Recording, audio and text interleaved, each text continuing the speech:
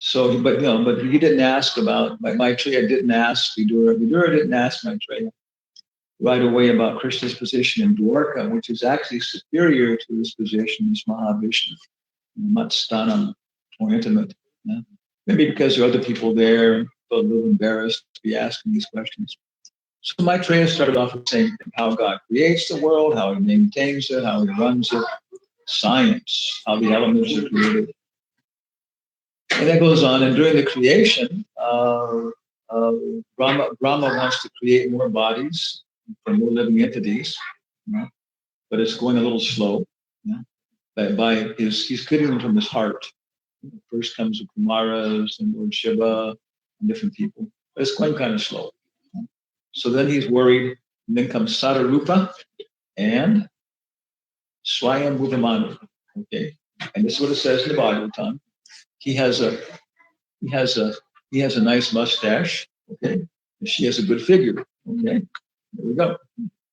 So Brahma says, can you become the father and mother of so many living entities? And they say, okay, but we can't do it up here. We have no conception, even the bodily conception. We're always doing Nirjalakadasi and all these things. And we're married, but we don't even really have much bodily conception of life. And so if you want us to start producing children, we have to go down to Bhumandala. And it's a problem because Bhumandala has been stolen by Hiranyaksha, Hiranyakasipu. So then there's a whole story of Varaha. Okay, then we go back to the story of Swayambhuva Manu, and they had, how many children did they have? Five. What are their names?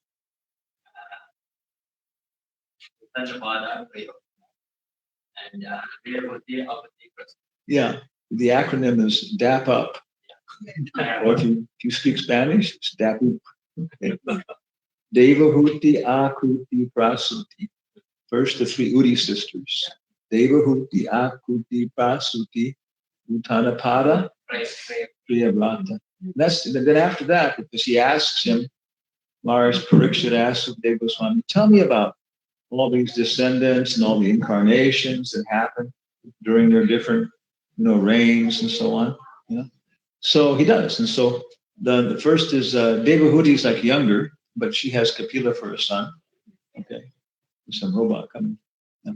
So the third canto is the story of Devahuti, and she married Kardama Muni. Okay. And her son was Kapila. Okay. So Devahuti and Kapila, there's a whole story, maybe like about how many chapters? Like five chapters. 5 chapters. Everybody's listening. 5 chapters. Remember, unless you get 25 points, you can't eat. Yes, 5 points here. Everything for himself. So, okay. So about 5 chapters. Devahuti and Kapila.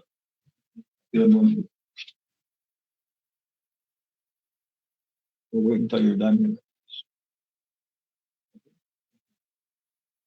We'll see the future. So Devahuti marries Kardama Muni, and their son is, okay, everybody has 5 points.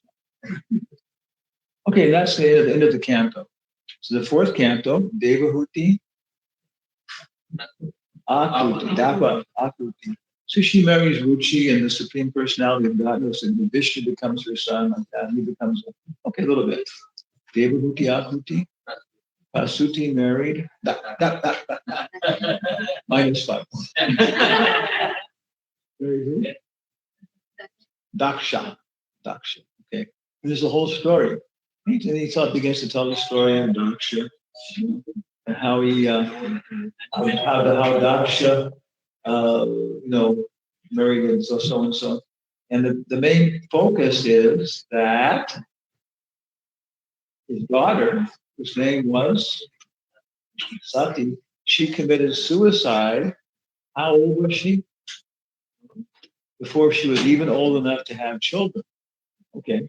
And then Sukadeva Goswami is going to go on talking, but Maharaj says, Can you explain that? Yeah, okay, I will. So there's a whole story about Daksha Yagna, all these kind of things. Okay. Devahuti, Akuti, Prasuti, Uttanapada. Okay, 5 points. Remember how many points your honor system. And Uttanapada is the father of Dhruva. Yeah. And he's the Manu. Swayambhuva Manu retires from the work and wants to have time to engage in bhajan and become self-realized. So, in the Dinabandhu, our Brisbasi Western guy, he tells a story in Hindi. He says the Hindi story because Dhruva goes off in the forest to live with the tigers and snakes and stuff and everything else, and his stepmother kicks him off of his father's lap, and it's a whole story. It's a whole drama. So anyway, Dhruva Maharaj runs off to the forest, and then in the Hindi movie, Swayambhuva Manu comes in, and Uttanapada receives him, Pita Shri, and everything very respectfully and stuff. And then Swayambhuva Manu asks him, how is everything? You're the emperor now, and how are all the citizens? Everybody's happy. Oh my God. Everybody's happy. Everybody's peaceful. And so Swayambhuva Manu says to him, everybody? Oh, yes, everybody. What about Dhruva, your son? Oh, he's in the forest. What about Dhruva? Then he says in Hindi, all these problems for a good-looking chip. Very kind of low class. Yeah. Or in Spanish, all these problems for a good-looking mamacita. So Uttanapada is totally embarrassed. Oh my God. Attached to my second wife, she was Suruchi. The first wife was Suniti. I didn't care about good advice. I was caring more about, okay. So after that, it's the descendants of Dhruva, on down to Maharaj Prachini Barahi, who's also known as Maharaj Prachini Barishat. Okay. What were the sons of Maharaj Prachini Barishat named?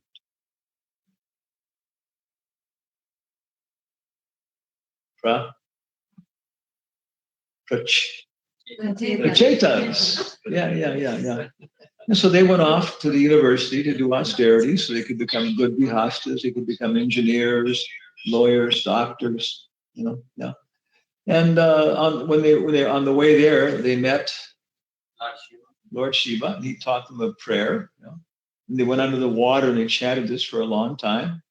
And they came out, and the whole world was covered with useless trees. They started to burn them up, and then Kubera stopped them and satisfied them, gave them the daughter of Pramlochan. So this is an example of polyandry. Boy, there's everything. Yeah, get your Bhaktivedanta title tonight. Polyandria. Are we in favor of polyandria? Do we accept it?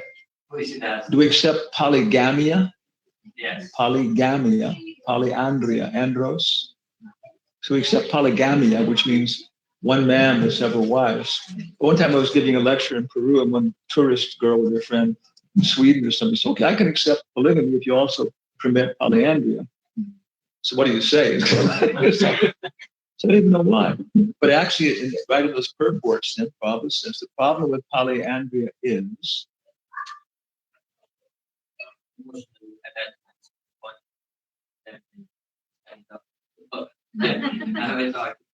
more like pretty good. Yeah. Prabhupada says that because it's different gross bodies. We're talking about street ornament, but also different subtle bodies. And they said, no. The subtle body is what creates the gross body. First, there's the blueprint, then there's the house. So Prabhupada says that natural feminine psychology is to be attached to one man. Okay, my dad. Okay. Yeah. And then you grow up, okay, my husband. I was surprised at how jealous women can be. When I first came in contact with them, I was surprised at how jealous women can be. Wow. Yeah. Okay, and then we're growing older, my big boy. But this is very natural. Okay, this is natural. This is just, and as devotees, we use these things. And we understand the situation. So that's the first example of polyandria, because Draupadi was not going to marry 5 guys. I don't care what your mama says. I'm not going to marry 5 guys. But then Yudhishthira gave this example, and she was thinking, well, pretty nice guys. Yeah. So then that was part of it. This example was used in the Mahabharata, and she accepted this as that it was dharma. Okay. So then the Prachetas, and then we have time in the Deva. Well, this is I think that finishes off somewhere here. This is the 4th canto we're finishing, right? Yeah. So the 5th canto. Okay, yeah, okay. 5th canto then is Priyavrata. He does all kinds of wonderful things, amazing things. This is an acronym. Panar Babu. Priyavrata Agnivai. Priyavrata Agnivai Nabi Panar Rashab Dev Babu Bhumandala. Bharata Bhumandala. We have acronyms for each one. If you want to join our Arjun Sudak. The 5th canto is Panar Babu. Panar Babu. So Rishabdev comes to this line from, I think, Priyavrata. It goes down here. Somewhere here, the Prachetas show up again. I forgot where it is. It's in the 6th canto. Because at the end of the 5th canto, Priyavrata, then Bharata, everybody else, and everybody's going to go to hell. Because Bharata hears the stories of hell. And so the 6th canto, then Bharata says, well, is there any way to save anybody from hell? Can you save them from hell? So beginning of 6th canto, it tells the story of Rajamil. Now Ajamil was saved from hell in his karma. Okay. Then we go back to the line of Utanapada and the Prachetas. So the Prachetas have been underwater for the entire 5th canto, holding their breath. And they come out, okay. And then by Pranlochana, they have one son, at least, one son. And he is Bah, Bah, Bah. Daksha. Yeah, because it wasn't enough to have his hard disk replaced or his motherboard replaced. He had to take birth again. He's a good guy. He's really kind of trying. So he does the Hansa Guya prayers, and then very nice things. And his job is actually to produce all these biological children. He has that inclination. So he and Mrs. Daksha have the Haryashvas, I think first. It's like 40,000 sons. Yeah. All these are all Hindu myths. But in dreams, we have things like this. In dreams, you may have these erotic, weird dreams, all this stuff. Yeah, it's happening on a subtle level. If you want to judge it, you should judge what it's talking about. So on these subtle level, these things are happening like dreams. Okay, so Daksha and Mrs. Daksha have 40,000 sons. They also go off to the university to do austerities, right? To get diplomas so they can be good grihastas, okay? And then Narada Muni, the Sankirtan devotee, comes along and says, hey guys, you've seen these books? Look at these pictures. But you haven't seen pictures like that before. Whoa, no. So then he convinces them all to become, leave the temple and go join Gopal Krishna Maharaj's program in Delhi. That's why ISKCON got banned from the campus. They had after that they told everybody, no, you got to finish your diploma before you can move in. Okay, and so it's interesting. Okay, so then what is it? Daksha almost died, So he and Mrs. Daksha had the Ilashvas with their 10,000 children second time around. They all went to the university, and Narada Muni showed up and said, hey guys, your brothers bought these books for me. Look at these. Oh, yeah. So they all took sannyas and became brahmacharis. So now by now, Daksha is totally harassed. Narada Muni shows up, and Daksha starts cursing him. And Narada Muni should not have done that. He should not have allowed Daksha to become angry at him, because this is Vaishnava Parat. So it's very subtle examples of preaching. So Narada Muni allowed him because he knew Daksha was a very pious person. And as soon as he got this anger off his chest, he would feel bad about it and be willing to listen. So that's exactly what happened. He said, forgive me, Narada, but this is wrong. And, forgive me for acting this way. So then Narada explained to him, no, you're right. People have to go through this ashrams and stuff. But if they can understand just by hearing before they go through all these things, then it's not necessary. And somehow or other, you had good voice, and I was able to communicate it, so it's not necessary. Okay. So the news spreads that now Daksha has had more children. So Narada Muni goes to the house of Daksha. And Narada, and what does Daksha say? He says, yeah, go right in. They're in the room there. All my kids. So Narada Muni comes in. No.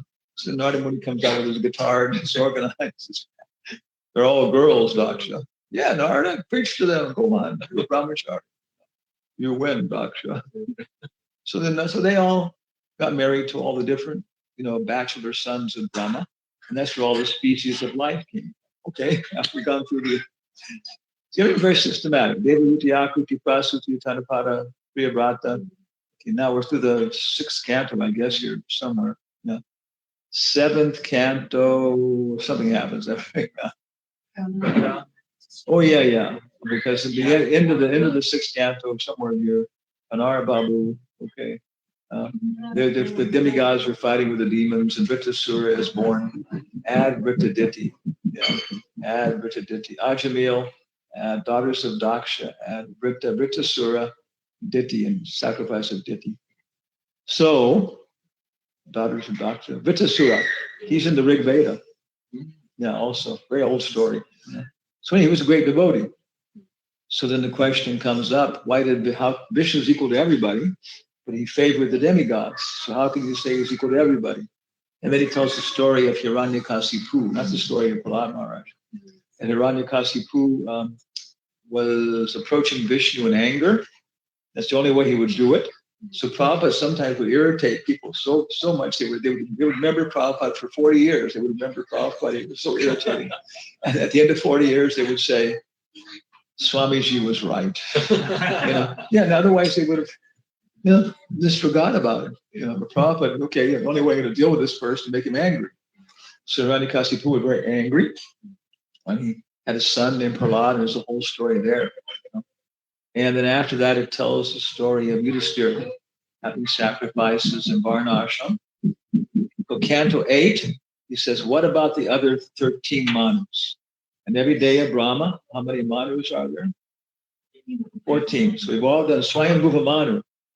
Now, at 8, so in Canto 8, it talks about the other manus and the incarnations. Incarnation of Hari, who saved Gajendra. The incarnation of Matsya, who everything else came from that. And the incarnation of Vamana. These are all incarnations that occur as he's describing all the different other manus and what will happen and what has happened. In Canto 9, well, what about our manu? Right? Yes, it's all based upon the manus, how Krishna is occurring like that. Very systematic. Other Puranas start talking about gem theory, where if you go to something else, you can't tell exactly what they're talking about exactly. You're going in circles like that.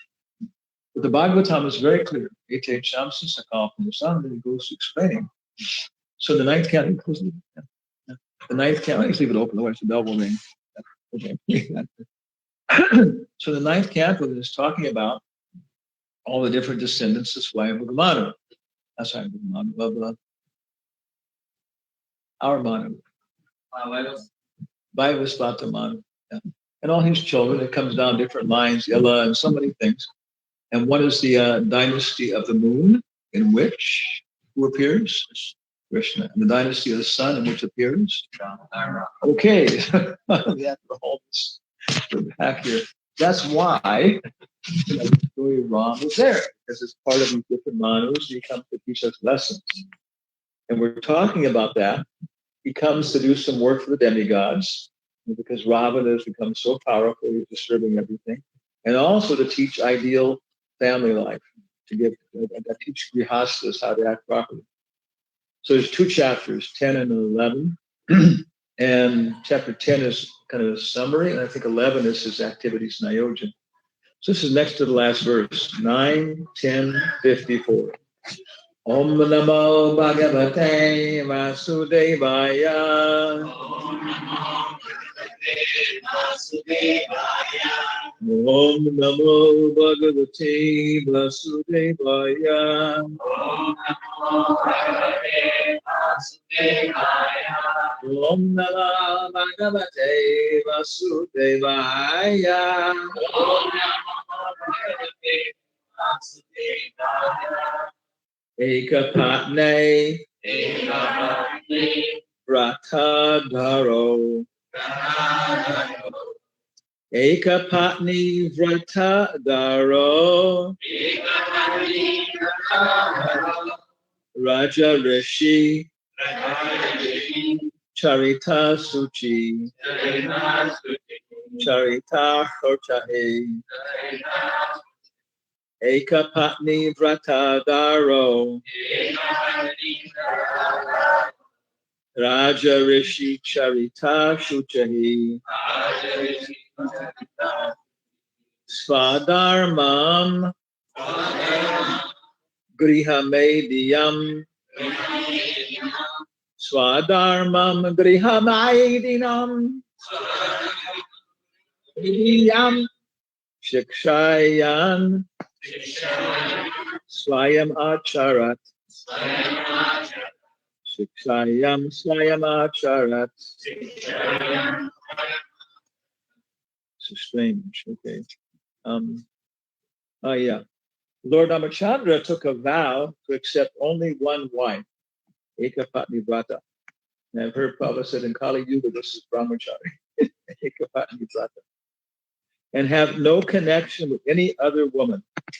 He was a saintly king, and everything in his character was good, untinged by qualities like anger. He taught good behavior for everyone, especially for householders, in terms of Varna Ashram Dharma. Thus, he taught the general public by his personal activities. Okay. The next verse, 9:10:55. Premna, Premna, Anuvritya, Shilena, Premna, Anuvritya, Shilena,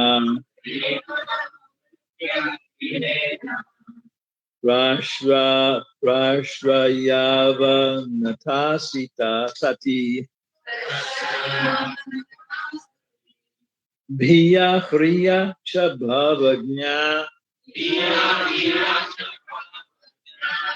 Bhartu Sita Haran Maniha.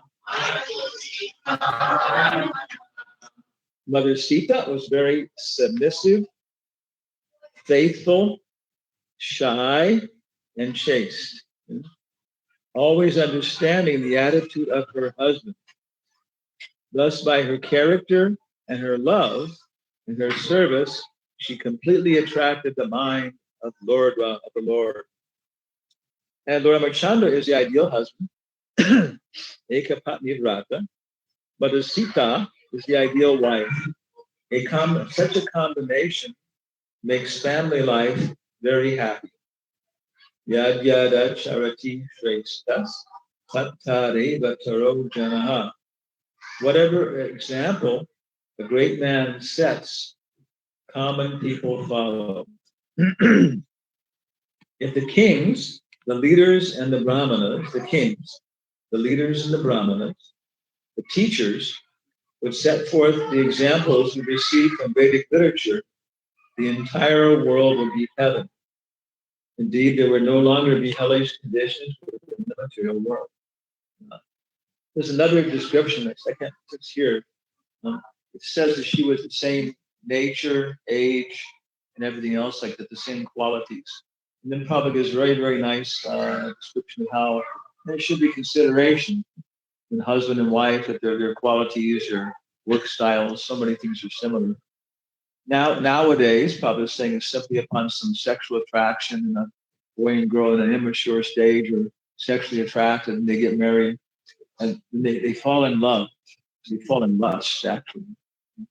Then they try and figure out how to live together after they, But in Chinese culture, Indian culture, first you see how people are going to be able to live together naturally, their nice styles and everything. And then after you live together, you fall in love. It's just quite natural. You like the same things. You get attached. Yeah, okay, so this is a more sane process. So today I'm talking about Ram Navami and talking a little bit about Sita Devi.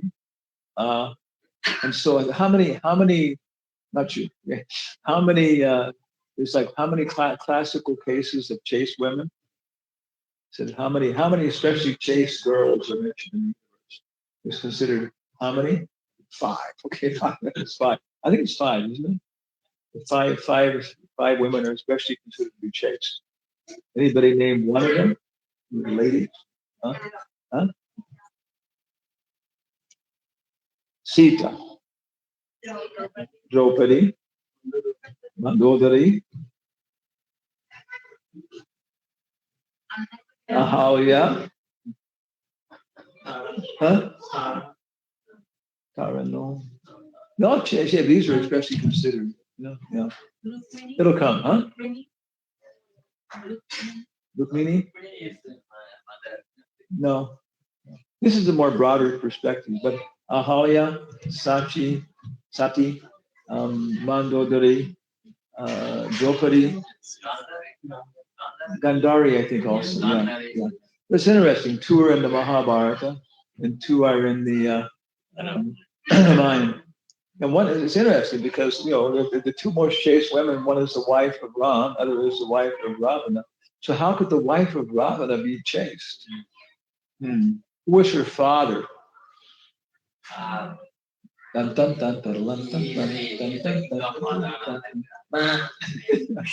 Vishwakarma.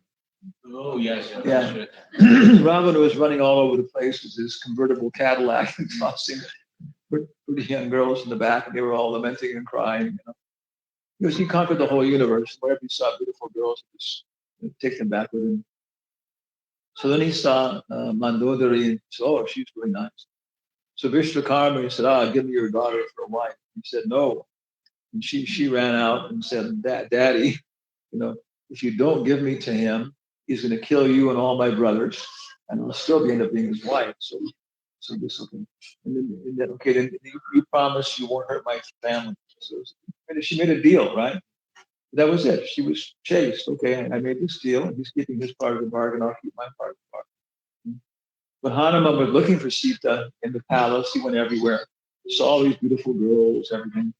And he saw Ravana lying on this big bed and this beautiful, chaste girl next to him. Oh, Sita. He said, no, she would never be the consort. But even he was convinced of Sita. So what did Mandodari tell Ravana when he brought Sita back? She should give her back. Give her back immediately, because she can tell the power of Prabhupada says if a girl maintains her chastity, she acquires supernatural power. Supernatural power. He's describing that the monkeys were throwing rocks and hitting people with trees, and the Rakshasas had all modern nuclear weapons and all these kind of things. But the rocks were winning. They were winning by throwing rocks, because the Rakshasas were cursed by Sita Devi and the monkeys were blessed. So it shows us, women acquire also very supernatural power. So, of course, so many examples that she sets specifically. She, just like Ram shows the ideal character of the king, Sita shows the ideal character of the wife. And Ravana wasn't going to kidnap her. Why did he kidnap her? What inspired him? Who inspired him? Supernaka. She started intensely agitating him because she wanted to get revenge against Ram. So she's agitating him. Women are causing all these problems. Very powerful. Yeah. So when Ravana was hearing about it, okay, so he went off and he kidnapped Sita. Yeah. And of course, the story is that when he's taking her away, she was crying out so piteously, Ram, Lakshmana, Ram, Lakshmana. And everybody wanted to help her, but everybody was too afraid in many ways. Only Jatayu missed his life. So Ram was a little angry with the demigods and stuff. He didn't even try. But Brahma said, our purpose is served. Ravana is a dead man. That was it. It's finished. It's over. The story is over. It's finished. And now it's just a matter of let the thing go on. He's kidnapped Sita. Then there's a whole story about he took her and she refused to surrender. And he couldn't physically abuse her because he had his curse, and stuff. So he gave her 1 year. He said, I'm going to enjoy your body. Either you become my wife, or at the end of 1 year, I'll eat you for breakfast. Not even lunch. Not even lunch. Yes, this guy. I mean, she was always coming again and again. She was very heavy with it, calling him what he was actually. And then why didn't she die of starvation? Huh? Why she didn't die of starvation? She was Huh? Yeah, because in the very beginning they said there's some celestial cure. Take a little bit. She was in okay for 1 year. And also even Ravana was afraid alone she might just die of anxiety. So he arranged for female companionship in the form of the Rakshashis were guarding her. Some of them are sympathetic, but Vibhishana's wife. So Vibhishana's wife were coming with her. Of course, she's a devotee of Vishnu, So for 1 year, she was in great lamentation, separation, and still in very example of chastity, everything else. Not even, no way. So finally, then Hanuman comes, and she won't even let Hanuman carry her back because she's saying, I agree to never touch any man but my husband. It's a very intense vow. They will never touch any man but my husband. Well, Ravana, I didn't touch Ravana. He didn't touch me. Okay, so many reasons. So then Ram comes and he rescues her. Then he tells Vibhishana, I think it is, to go bring her to him, Shokvan, and to have her walk in front of everybody. And so for a chaste girl, Prabhupada's mother, did Prabhupada's mother walk on the street? Did Prabhupada's mother walk on the street? If she wanted to go visiting a friend, Prabhupada said a palanquin would come. A covered palanquin would come to her house and carry her to her friend's house. And so even at the time of Prabhupada, a respectable lady would never be seen on the street. Even Mother Yashoda had to run out and try and catch Krishna, and bring him back after he's running around stealing butter. And she had to look left and right, nobody's there. She grabbed him, but she would never have gone out. So to have Sita walk in front of all these monkeys and everything else to him, it was shocking and stuff, I think Ram was saying, no, they fought, they sacrificed their lives. So they have a right to see, who they've been fighting for. And so I think she took it. Okay, so she got back. And what did Ram tell her? Oh, you're so wonderful. You've been so chaste and everything else. I'm very proud of you. What did he tell her? Huh?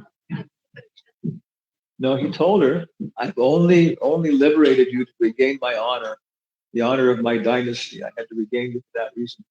But it's impossible for you to have maintained your chastity in somebody else's house for 1 year. Therefore, I'm letting you go. You can go wherever you want to go. So everybody was upset. Sita was especially upset. She said, look, I've never been unchaste to you in words, deeds, words, or thoughts. I was married to you as a very young girl, and I've always, and the only recourse, only course of action for a woman who has been publicly insulted by her husband is to commit suicide.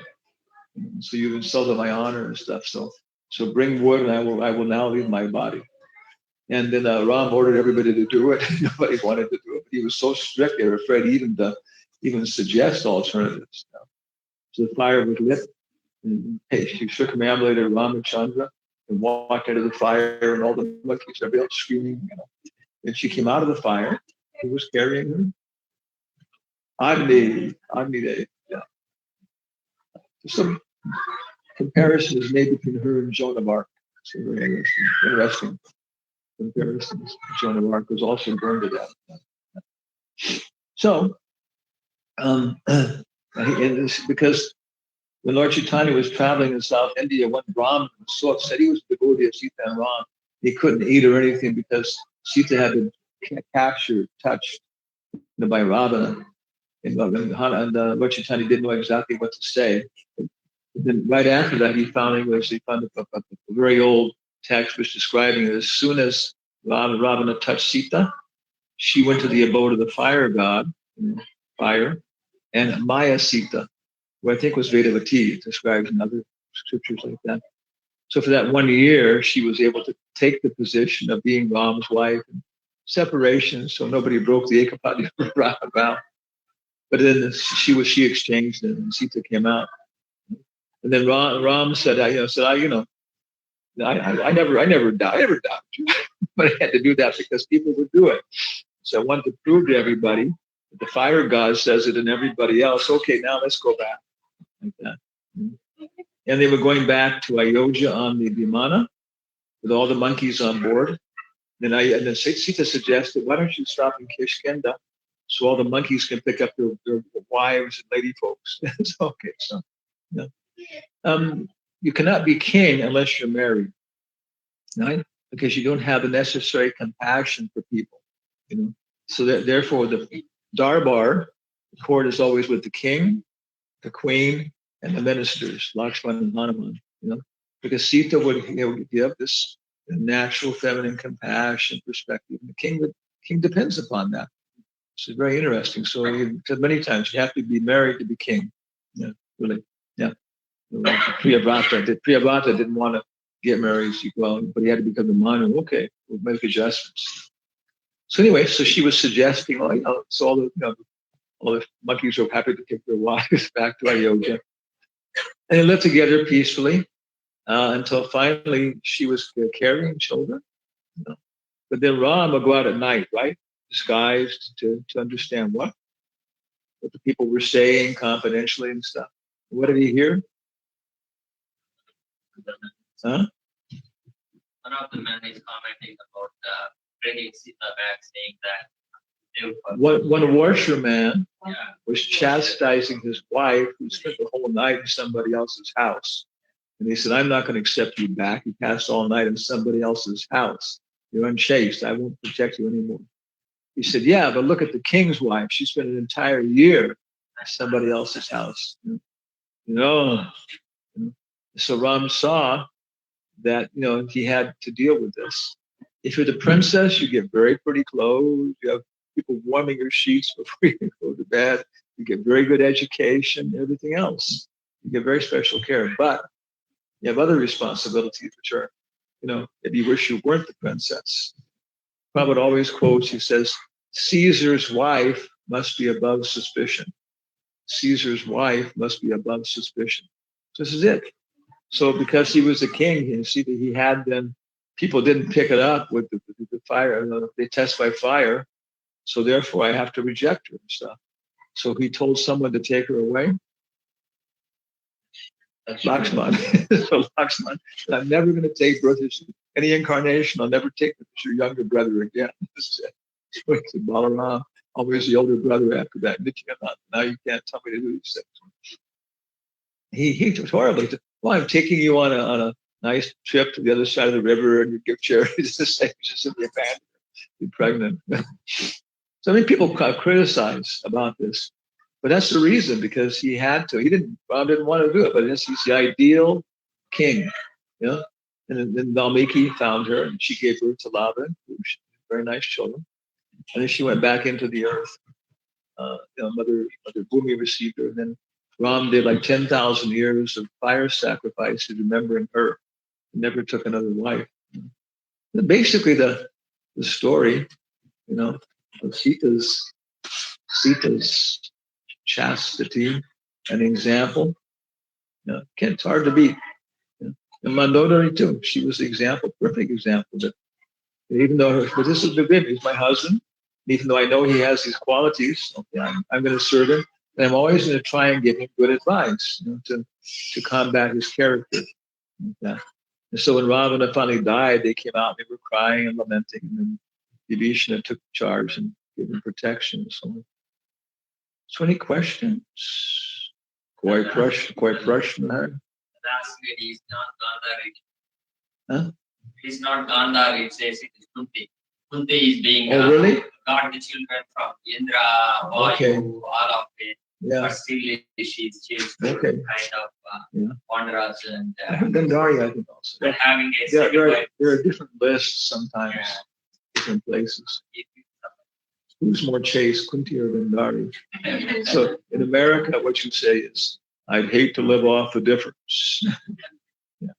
There are examples. Again, very, very, very sufficient examples of Varna ashram for ladies, for children. The Bhagavatam gives good examples and stories for everybody. So sometimes women think that Prabhupada is being, picking on women and saying, oh, they're less intelligent. Like that. I think actually Prabhupada was saying less intellectual, more emotional. So most women would probably agree with that. Yeah, all right. Less intelligent, I don't know about that. But again, maybe Prabhupada's English, or something. Maybe you wanted to challenge them. Less intellectual, more emotional. But if you're a sannyasi, you see Prabhupada is just as critical of sannyasis as he is. Prabhupada, the Bhagavatam, they criticize everybody, every position. It's a very complete education. All the good examples are there. And the stories are presented, the poetry and the purport. You start putting on dramas like that, and it goes right to heart.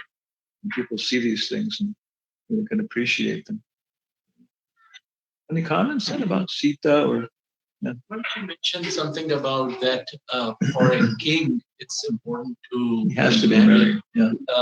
For the reason of compassion. So the compassion comes through the wife. Okay. Otherwise, the tendency is, well, just renounce, give it up, don't worry about it. I mean, as a sannyasi, people always kind of asking me questions about varnashram situations. I tell them, I'm sannyasi. My answers are going to be, no, just renounce. Yeah. But then, wife is saying, but she thinks she can't do that. You got to think, oh, well, we're all right, And so then, you tell everybody has to have ashram gurus. If you're going to be a sannyasi, you need a guru who shows you how to live your ashram. If you're a brahmachari, so ashram guru, so many gurus. And so the ladies need, gurus. That's the idea. When the husband goes off and takes sannyas, like Lord Chaitanya, the wife stays as a civil widow. Usually then she's grandmother, great-grandmother. Prabhupada says she becomes actually the leader of the house in so many ways. But of course, she's very chaste. She's, attached to her grown-up sons, and they're giving her, and she appreciates, okay, I'm a lady, and I need this kind of masculine advice. But yeah, but you're a grandmother and stuff. And so it becomes a very responsible job. Very, very responsible job. Germany, they usually say that Germany is the fatherland, not the fatherland. And so Russia, they say Mother Russia. But I was traveling there and everything else, and the villages and everything else. I told Shishna, my host, Russian guy, I said, it seems it's not really Mother Russia, it's Grandmother Russia. And he goes, yeah, that's her image. The granny with a little hat on, shucking peas and, talking, giving wise sayings and stuff. That's in Russia. That's the icon that, they identify with. That's what they're fighting for. And when they go back, from fighting the Nazis, they can go to their grandmother, and their grandmother will, thank them and stuff. And this is how they go on these iconographic things. These iconographic things are a part of the Virat Rupa, right? We always mention we have one disciple, as I remember the story, Ananga Manjari. She grew up in Peru. Whatever Daddy said you did. He said, why do you dress like that for? Don't wear that. Wear this when you go out. Come get back by 9 o'clock tonight. So, she was, always being, I want to be independent. Maybe like 1970s or something in Peru. So she told me she got married, and then she had a little daughter, Daniela. And she brought Daniela home. She has to birth the baby, feed the baby, wash the baby, everything else. She said after a few days, she was looking at her little baby there, and this panic attack hit her. I'm more trapped now than I was before. And so she's like, rejecting her daughter. And she said, Daniela, little baby, started crying, feeling this. But she said the cry wasn't, it was to say, I don't want to cause you any problems, but what can I do? I'm completely helpless. So it was in that sense. And then she said at that point, this consciousness descended upon her. I am a mother. That's a fact. These are a part of the Virat Rupa, whatever. And if we're fighting with these things, okay, if we're accepting, okay. So Arjuna is accepting this Varna ashram situation, and I'm a Kshatriya. I can't go to the forest and chant, 25 to 140 rounds every day. It's like if Arjuna was here now, he'd be about this big, like Arnold Schwarzenegger, very, very strong and powerful, very handsome. All the girls would be like, and all the guys. You just look at him, you think, yeah, it's okay, we're going to take over the world in 14 days. Are you with me? Yeah, I'm with you. Okay, first time. Yeah, yeah, he has that Kshatriya nature, protect people, can dominate people. So Krishna is saying, yeah, don't become like Vyasadeva and go off in the forest and chant 65 rounds a day. You can't do it in the first place because you're attached. Yeah. And also you need to set the example for others. So you do your Varna ashram with a little, but for me, and that'll cause some adjustments. Basically, you'll be following Dharma, but sometimes there'll be some adjustments because now you're doing it for me. So this is the whole example that Sita shows us. It's like our body, part of the Virat root. These psychological, psychosocial roles, these persona, behind the persona, the mask, is the psyche, the self, Greek theater. So understand these things. We go on chanting. Prabhupada says the highest material trap is Varna Ashram Dharma. Yeah, because everything seems so lifelike, so nice. Everybody, but he's a clever, renowned sannyasi. He tells good jokes, so he's renounced. Okay. Oh, she's a very chaste girl or a very affectionate mother. Oh, he's very prosperous Vaishnava. It's like, yeah, and it seems like you're alive, yeah, but they're not. They're all roles. And Prabhupada says you can only surpass this trap when you make friendship with the devotee. So if we have friendship with Prabhupada, and we should. The gopis were good citizens. Right? They would, milk cows, and they would argue over the prices of milk with people and stuff, pay their taxes. Externally, they were, good citizens. So we should all be good citizens of ISKCON. Support the GBC. Okay. Yeah. And understand if there's problems, we should bring it up. We should deal with problems and stuff. This is our institution. The second level was they had their friends. And it didn't matter exactly what position they were in the institution. Yeah. Somebody, big minister, his closest friend maybe is his driver, for 35 years. Yeah. Talk to them about stuff. Yeah. So then Subhal and other, they're hearing the sound of Krishna's flute and they're milking cows. They look around, they go on milking the cows and stuff. And they start to talk to their friends about confidential things. So you need to have friends in ISKCON. Everybody here have friends in ISKCON. I mean, yeah, how much? That's a good point. How much am I just taking it as an institution and have formal relationships, civil relations with people? And how much am I actually developing friendships? Okay. Third level was that every single one of them had a direct experience of their relationship with Krishna. Somebody may be wearing glasses, okay? Yeah, but you have a direct experience of the world. It's through a transparent via media, but the experience is direct. So if you actually have a bona fide parampara, you have a direct experience of Krishna. Although you realize this is through, I can't kick aside my guru. No. I thank my guru for, giving me the experience. So we all have to come to this point. I remember at one point when everything was a big mess in ISKCON, I was walking up a hill, and I remember the point when I just made this commitment that even if everybody else goes to hell, everything else, I'm still going to chant my rounds. I'm still going to follow the principles. I'm still going to try and, accomplish Srila Prabhupada's mission for Srila Prabhupada. So I had a personal experience. Okay. So we have to have that where it doesn't matter where we're at, we're in ISKCON, and we have a personal experience for Srila Prabhupada. Yeah. And again, we don't want to, he's Srila Prabhupada. Okay. Am I doing okay? Yes, you're doing okay. Okay. Yeah, but it's there. Yeah. There's some sign language going on. I'll give you some American Standard Sign Language. This is for 25 points straight out. You can do this one. Okay. How does it go? Here it goes. You ready? It's the first word. Second word. Third word.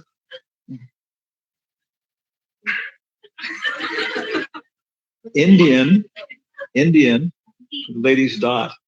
Indian, monkey, wants many bananas. You learned something in this class. Indian monkey wants many bananas. Yeah. It's the same in English and Hindi, about 85%. So devotees who speak Sanskrit, they go to India, they're talking away. Yeah. So what are we talking about? We're talking about, transparent by media. Yeah. So all of us have to have a personal relationship with Prabhupada. And then because of that, this is real. This is not just the formalities of belonging to an institution. It's kind of disturbing here. Everybody's looking at you. It's okay. Don't worry. We'll survive without it. Yeah. Everybody is everybody when you have a personal relationship with Prabhupada, you realize this is a real personal relationship. And so on. And how personal? Okay, it goes on developing like that. Deeper and deeper. How far can Prabhupada take us? Can he take us to the Rasa Lila? Or maybe he'll turn us over to somebody else. Certain people, the gurus, turn people over to Jiva Goswami because I'm not going to. You should go. I'm telling you, go ahead with Jiva Goswami now. Can Prabhupada take us to Radhakuni? No. Yeah. But we have to find out these things. Yeah. So all these roles in material life, these are all external roles we're playing. Man, woman, animal, horse, cow, whatever. These are social functions, Manodharma. But the Bhagavad Dharma is development of the soul. And if we do this, when we get to understand, okay, it's my body, it's my machine. It's never going to be perfect, but I use it properly. Prabhupada said Arjuna had a very difficult bhajan to perform, right? The Battle of Kurukshetra was a very difficult bhajan. Had to kill 640 million people. But he did it very well. Yeah. So then we start to use these bodies. The best summary of Varna Ashram that I know is the instructions of Bhishma Dev to Yudhisthira in the which canto? First canto, when he's leading his body. In the Bhagavatam are just like 3 verses where it says he gave him instructions on these things. In the purports, then, Prabhupada is indicating from the Mahabharata. It's in Shanti Parva, which is the Shanti Parva of Bhishma Dev's, they're lying there. And Bhishma Dev's instructions to Yudhisthira, and the translation, okay, are 135 pages of 10-point type. So it's a very, very long, detailed description, right? And it's considered the best description of Varna Ashram Dharma in the entire Vedic culture.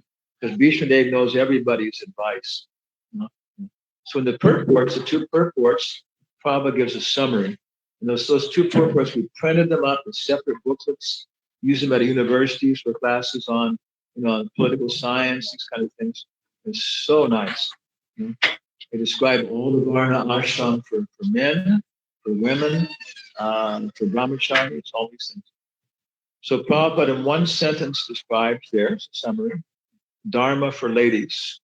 And one lady said, one girl, high college girl said, is it true that women are abused in your movement? It's like, you give your words, okay, but you quote the acharyas, it has more potency. This does. Prabhupada says that.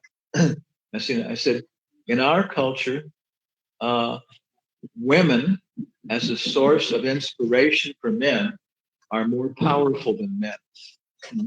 So such powerful ladies must learn to control this power by chastity and shyness. And she didn't accept it, but she accepted it as something she had to think about. You say it again? Yeah. So that's the summary, very short summary. Women as a source of inspiration are more powerful than men. And women know this. Your husband, your kid, people like that. Yeah. Prabhupada gives the example of which 2 famous historical personalities? One man being controlled by a woman. No. Historical, recent historical. Cleopatra and Julius Caesar. The whole world trembled because of Julius Caesar. he was tough guy. When he raised his finger, he didn't want to be around. Yeah, Roman legions marching forward. These guys were tough. Yeah, but the city was controlled by a slight Cleopatra. Yeah, gives the example. And here it's saying that Sita controlled Ram because she loved him. And therefore, he understood whatever she was desiring and stuff was for his best interest. Maybe he couldn't see it or something. So this is a very intimate relationship. Yeah. So women as a source of inspiration for men are more powerful than men. They have to learn how to control this by chastity and shyness. I looked up the origin of the word. It's a Greek word. It means cleanliness, especially in sexual dealings. Cleanliness in general, being chaste, is very clean. Not having a lot of things like a very chaste explanation would be very short. It means clean, simple. In Spanish, they've been translating it as castidad, which is chastity, and timidez. And timidez means timid. So that's not the proper translation. Because shyness, a girl may be shy, but doesn't mean she's timid. What's the difference between being shy and being timid? Timid is basically coward. That's the ladies. What's the difference between, she's shy, she's timid? Timid is more of like on the side where they are more introverts, whereas. How about saying a little bit cowardice, a little bit cowardly? She's timid. She's afraid to go out, and we're shy. Okay. So I was discussing this with Yadunandan Swami from Spain maybe about 3 years ago. But for 50 years, they're telling the girls they should be timid and chaste. Except those who spoke English. He said, it's just always in the back of my mind. He said, yes, but the actual word is rekatada. So I looked it up on the other Google translation. It means demure. Google translates it as demure. Dharma for ladies is to be chaste and demure. That's nice, huh? If someone describes, she's very demure. Nice. She's timid. So very subtle, but that's probably summarizing it. That's the natural. It says it's natural. And it's natural for girls to be chaste, picture in mind, and it's natural for them to be demure. Even Mother Irmela was even talking about that, saying, yes, it's for girls to start being public and everything. It just goes against your nature. So it's very natural. Then this is their dharma, and dharma is different for ladies. You can be a Kshatriya lady, a Brahmana lady, a Vaishya lady, or a Shudra lady, but your first dharma is lady. But after that, when a boy was maybe 13 years old, if you're a Spartan mother is a ceremony, and you give your 13-year-old son his shield. See, now you go with your big brothers and your father and your uncles, and you fight for the honor of Sparta. You come back with the shield or on it. Okay, it's a Kshatriya mother. If you come back victorious or dead. And this is stories of this. The mother refusing to accept her son who came back. It was a Saladin, no? I don't have a son. So very different dharma, very potent. When pilots, airline pilots, you can tell they're always macho guys and stuff. So many times in the black box, when they're going down, about to die, the last thing they say is, "Mommy." It all's gone. It's all gone. And you're coming back, because those memories are there. In psychology, you can find them. They're there. Those experiences are still in your heart. And so you're suddenly, everything's failing you. And it's just at that point, you're calling out, for your only shelter. And if you think of Mother Mary as your mother, as George Harrison, he's talking about Mother Mary. Yeah, Sarah. In the Catholic culture, or Radha or Lakshmi or something. Yeah. It's an aspect of spiritual realization. It's realizing the feminine aspect of the divine. Because Sita is she was the mother of everybody. Everybody in Ayodhya, she was, how are you? What's happening? Why? What's your problem? Yeah. So many final comments? Yes, sir.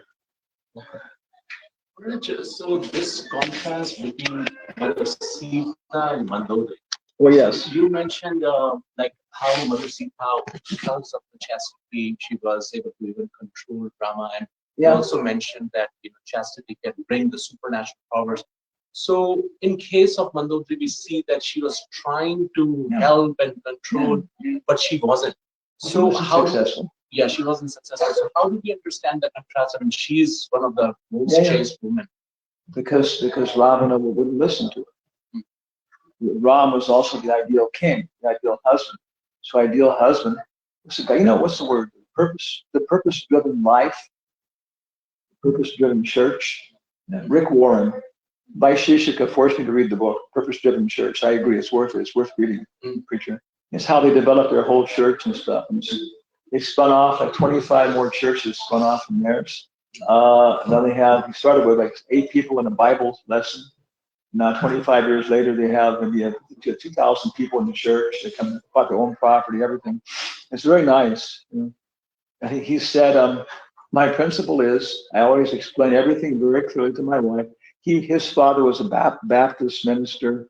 His wife's father was a Baptist minister. His wife's grandfather was a Baptist minister. So he married a girl, similar caste and everything else. So it's the kind of person she is. So my principle is I always explain everything very clearly to my wife and make sure she understands. Okay, now okay, now I understand. Okay. Then he says, whatever she decides, that's what we do. Okay? Yeah. Yeah. So very interesting. People see there are examples of this in the modern world, but he was a good husband. He listened to his wife. Whereas Ravana, he listened to her and she had some influence, but in the end, he was just too attached. And maybe in the end, he was Vijay. And he had to, for a very high purpose, he had to object. Whereas in the Varnashrama system, for the men, there is like they have option, like they can take sannyas at last and they can go. And in that way, they can detach from the family life. But for the women, so it is always advised that to be under the protection.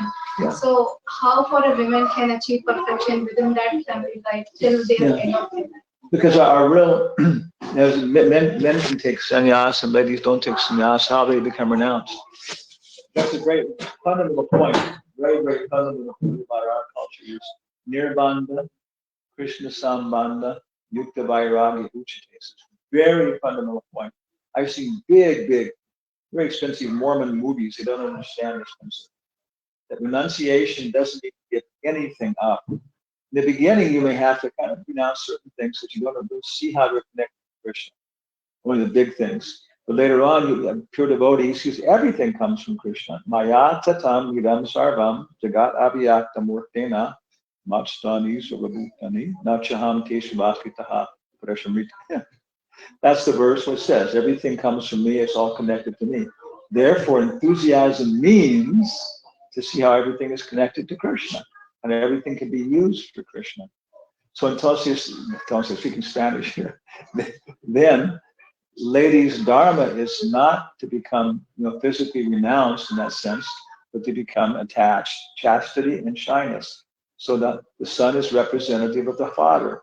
And he realizes that, and they have to ask that. I mean, how many boys when they're growing up, or something you go probably. I remember I was talking to my mother in Europe when we were there.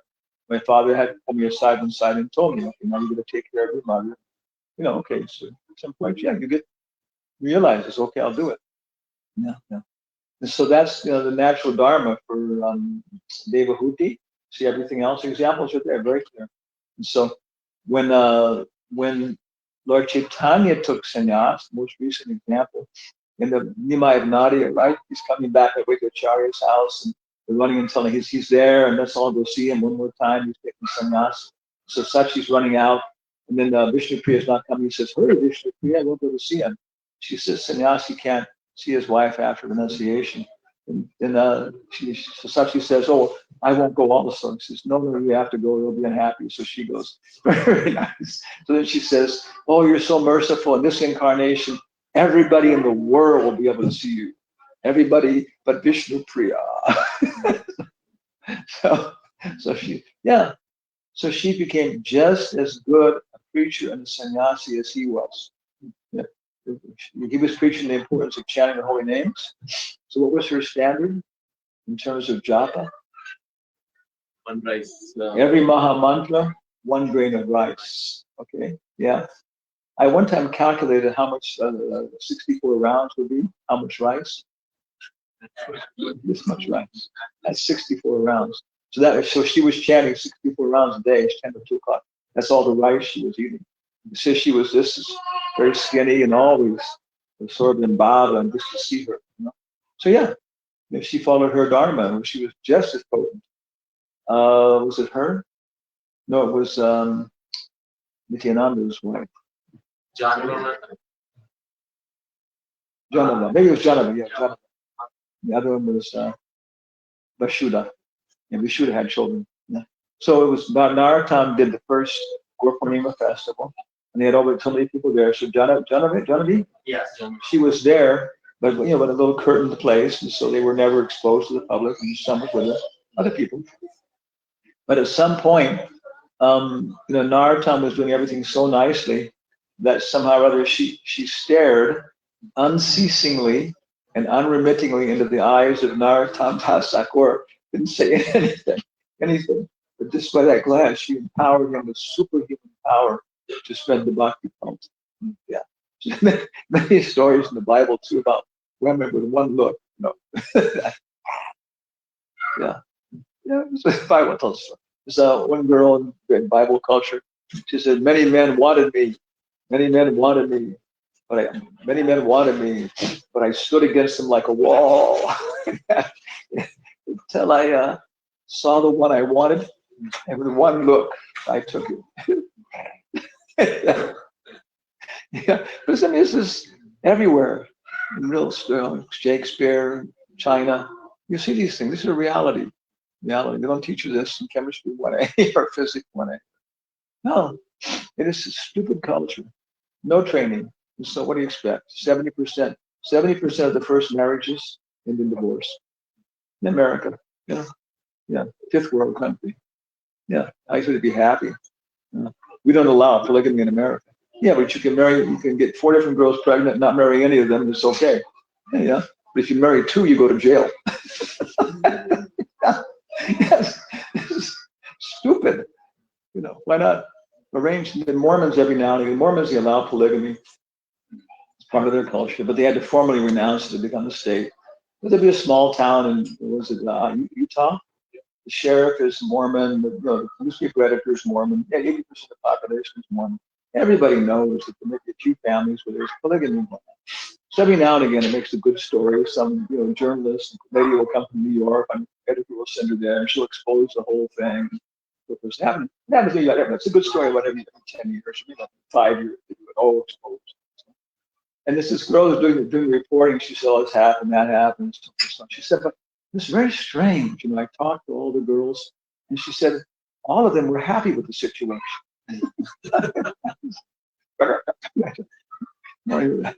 Cut that part.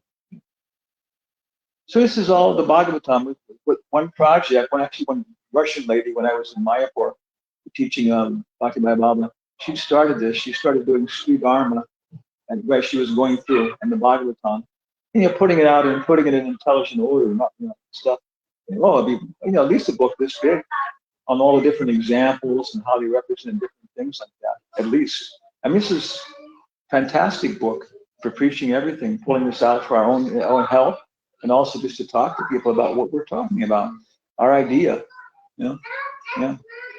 And Daivi Varna Ashram Dharma is one of the biggest things we have to offer.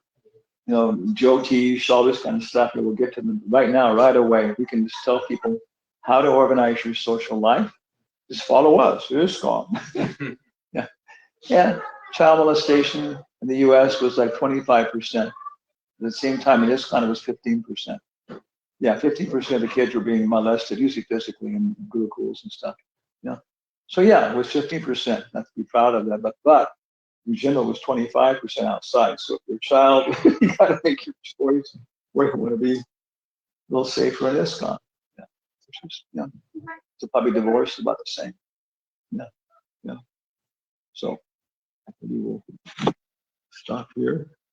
Now we're supposed to have 4 artik and ecstatic kirtan. Your hands should not leave their body by more than 6 inches. You should not shoot water from your eyes by more than 5 feet outside of the wall. Cool. Kirtan standard norms for kirtan. Yeah. No more than 25 ounces of foam in your mouth. Okay, Shri Prabhupada ki jai. Here we have 16 people. Okay, now we're gonna say hello to everybody. Okay, okay. There's everybody here. And here is Abhinandana Alankrite Devi Dasi Arjuna Das Asa Saki Devi Dasi. She's broadcasting on Facebook. Chandramukhi Devi Dasi. She has a doctorate in something, like engineering. Teaches language. Carlos Rold, he grows medical marijuana. Chita Gopi from Mendoza, Estefania Gracias, which is Maite, who's in Spain, and she's on a different level. She's an artist. Jaya Haridas, Julia Quajar, Karuna Shakti Devi Das, and Maka, Chalima Travinda Devi Das, and Yukula Kishore Das. All there. Okay, everybody say hello. Now you say hello. Muchas gracias. Okay, muchas gracias. Thank you very much. Thank you very much. Gracias, Gurudev. Hare Krishna. Hare Krishna. Hare Krishna. Hare Krishna. Hare Krishna. Hare Krishna, Guru, muchas gracias. Reverencias a todos los devotos. Toda la gloria a los devotos.